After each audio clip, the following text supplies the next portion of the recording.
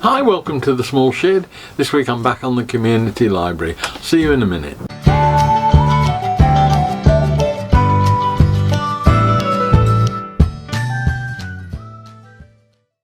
Now it seems like I'm forever apologising for not getting stuff done, but in this case life, holidays, many sheds have got in the way and I haven't got as far as I'd hoped to and get the library installed.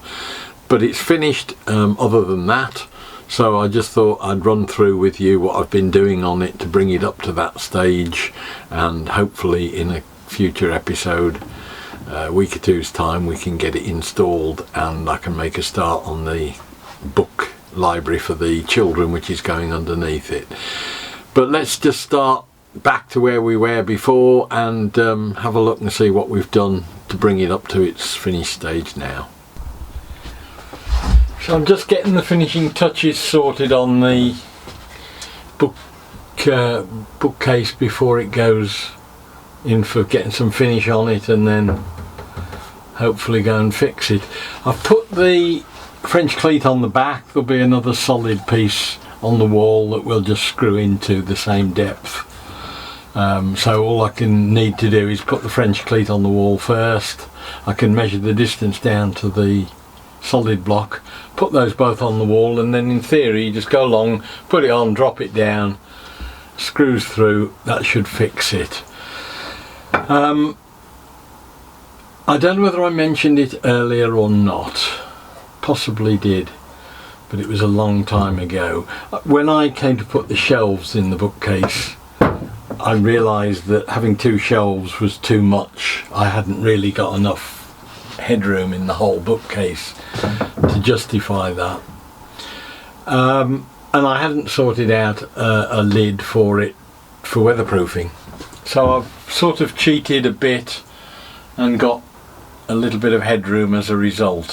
What I've done is I've put a piece on which is lifting the whole of the roof up by about 2 inches, so that when you open the door there will be room up there for books to go up above. So if you've got something towards the back, you know, paperback type books at the top, there'll be plenty of room to reach in and get them, but it'll just give us that little bit more room. The secondary advantage is that I can, because we've got a corbel course of brickwork, which is brickwork that sticks out about half a brick on the wall above the where it's going, so there's brickwork sticking out like that, and what I'm hoping is that I can run the rubber roofing felt up just underneath that, so that it'll then fully weather this whole thing at the back. And what it means is, because you can't get a French cleat in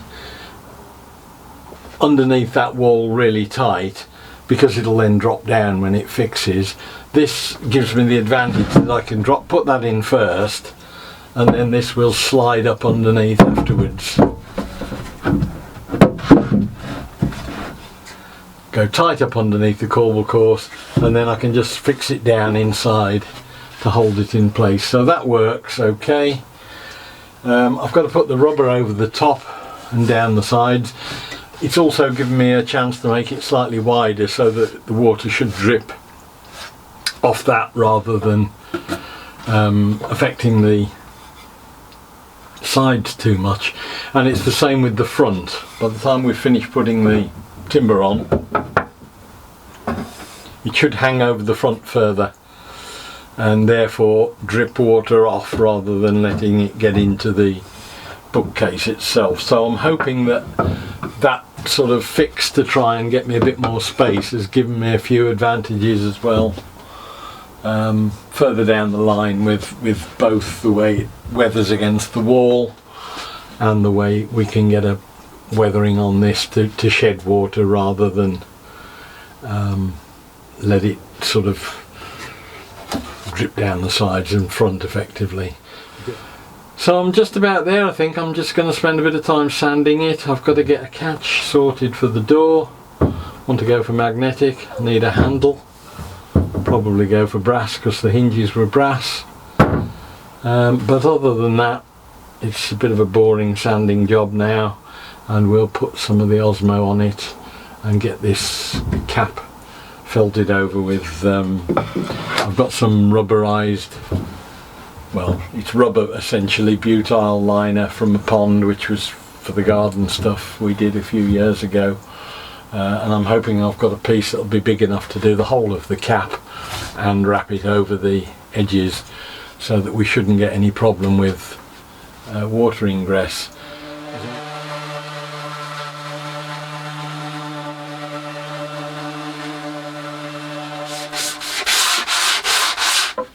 Just rounded off all the edges on the top piece. It's got to have the rubber on it so that it doesn't get a sharp corner to cause problems. Right, I've just salvaged the butyl rubber that has been sitting outside the shed for 2 or 3 years, I think. It was in a plastic box, and unfortunately, of course, it's got full of water, so it's soaking wet. What I want to do is just get it cut roughly to size, and then I can leave it in here to just dry out a bit. So I just want to get a rough cut, and then we can move on once it's dried out. So I think that line should be the one to follow. Leaving myself enough to wrap around the edges. When I did the pond, I saved the offcuts because I thought they would be useful for men in sheds for roofs of bird boxes and things. But in this instance, I think it will be something that I can use. And the other thing it can do then is if it lies down in here, it can start and get rid of some of the creases that are in it and get used to its new shape. Now while the butyl rubber is drying out, I'm just going to try sticking a piece to a bit of wood just to see if it does go with adhesive. So I've got some, well, it's the modern day equivalent of Evo stick. It's not half as good or doesn't smell as nice, but I'm going to try that. Patch of that, patch on there, it's a contact adhesive, put it on, leave it for 5 minutes to tack off, and then we'll stick them together, clamp them up, leave it 24 hours and see if it does the trick. Right, best part of a day later on, let's have a look and see what we've got with this rubber. See if it's stuck. As it has stuck, and it's stuck well enough to hold it down. How durable that will be I don't know, but it's pretty well on. Given that it's going to be held down with pins, I think I'm happy enough with that, because it'll at least be flat onto the substrate. Right, time to stick the rubber down to the cap for the bookcase. This is really only to hold it while I then go on and fix it round the base and nail it up and that sort of thing. Just going to clean it a bit with some isopropyl alcohol, just to get off all the grime and rubbish that's been lying on it for the last 4 or 5 years that it's been out in the garden. I don't expect this to do a lot other than just hold the base in place while I do all the nailing up and that afterwards. It's only there just to stop it bubbling up, I think. It's had something lying on it for a couple of days, which has got rid of most of the crease in it, but again, it's not completely gone, but we'll see how we get on with it. So we need it on both layers. Need something to spread it with, and as usual somewhere I've got a trusty credit cards, any old credit cards, National Trust cards, anything like that. Probably ought to cut a serrated edge in it to spread it, but I shan't bother at the moment with this. I'm just going to put a layer on it and just spread it round a bit. So the aim is just to hold it on and hold it down. We'll do the same on the lid and leave it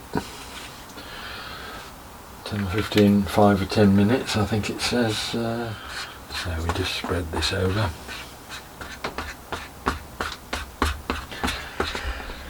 Right, 10 minutes on.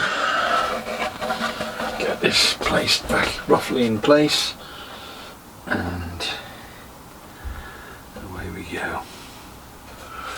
And the self weight of that lid should make sure it's on as well as I can get it, and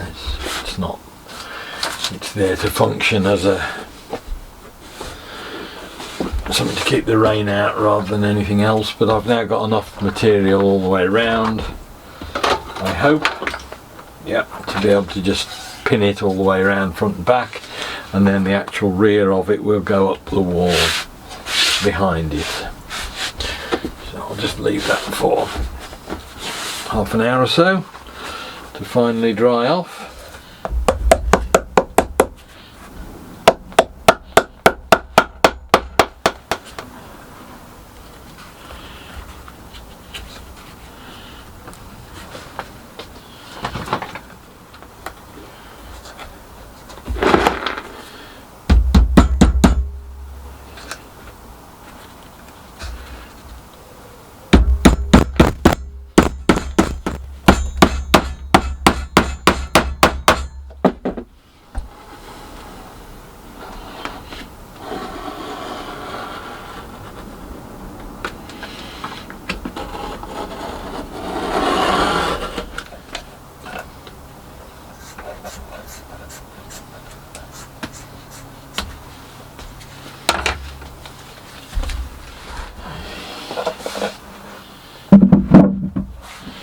So now I've got the lid done.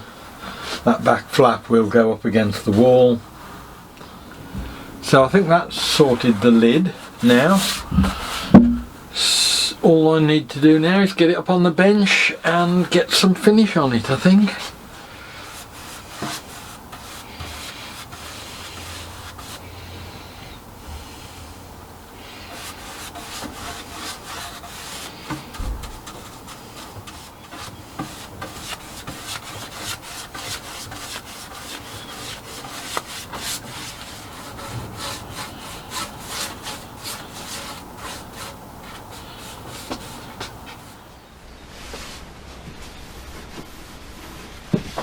Right, so that's the bookcase completed. I've put the catch in, I've put the handle on. Good job I did it now, because doing it on site I would have found the problem that the screws weren't long enough and they would have hit on the onto the side piece there, so I had to sink those in with the Forstner bit, but I'm fairly happy with that. That's ready to go and be hung. Everything on that is recycled with the exception of the ironmongery really. There's 2 hinges, a handle and a base. The sides were bookshelves that had been left out next door to one of our members. Very nice Sapele. The shelves, the base, the back was a wardrobe that we'd been given, which again is relatively old-fashioned, quite good quality plywood, and one of them's chipboard. The shelves are chipboard I think, but the back is plywood. veneered, so that's all gone down well. And all of this front part was the coffee table that we got left with when they'd come down with the BBC and done the filming the other month. So it's good to see recycling being done, and for a reasonably good cause. This is now going to go, as I say, on the wall in Stoke Prior for the local residents to use as a library. And what I'll do next is do the underneath part, which is going to be a children's one that's lower down, and I'm going to do that a bit more traditionally in plywood and that, because it's sheltered underneath this one. But maybe we'll get the laser engraver out and do some book characters, Gruffalos and things on the outside of it to attract the children. So I hope that was of interest. I look forward to seeing you next week. We'll be doing something different, and hopefully I'll see you then. Bye!